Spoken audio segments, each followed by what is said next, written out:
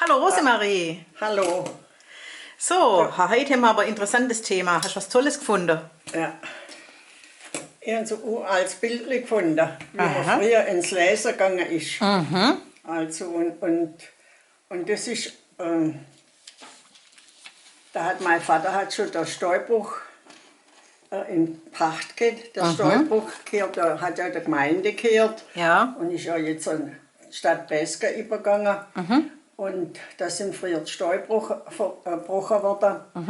Und da sind 2 Stücker erwängert dabei. Und die hat mein Großvater schon pachtet gehabt und dann hat es mein Vater pachtet.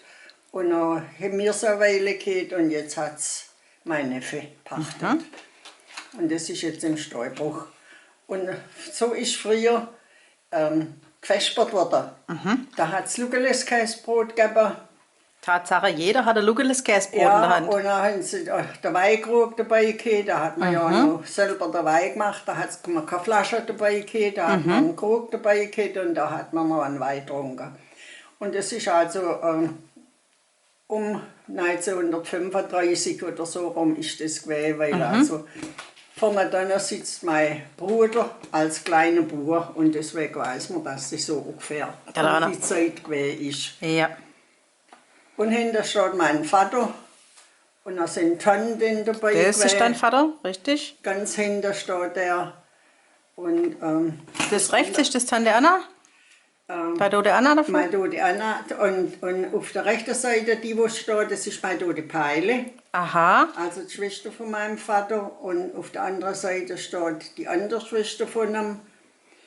Und vorne mit dem Krug und mit dem Brot. Ja. Das ist mein Onkel Hermann, also der Bruder von meiner Mutter und die steht daneben. Guckt die vor und auf der anderen Seite ist ein Hausmann, also da hat alles zusammengeholfen.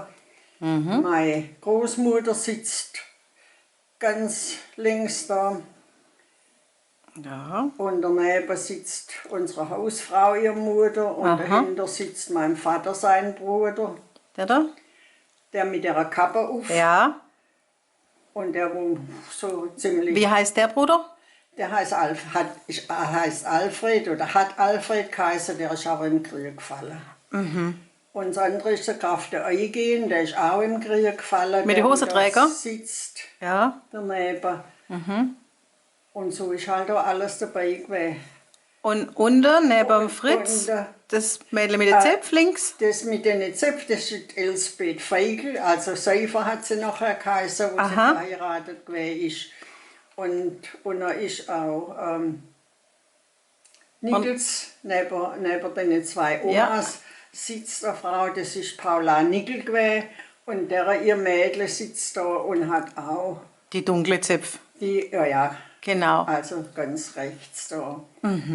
Und so ist man da halt, hat alles zusammengeholfen. Und man sieht auch ganz toll hinter den Steinbruch, also die Kulisse ist mächtig. Felsen, das sind ganz Felsen. Und da ist jetzt auch ein kleiner Wengert angelegt, hat mein Vater einstens da eine Ebene gemacht. Da wo die jetzt sitzen, da ist jetzt ein kleiner Wengert.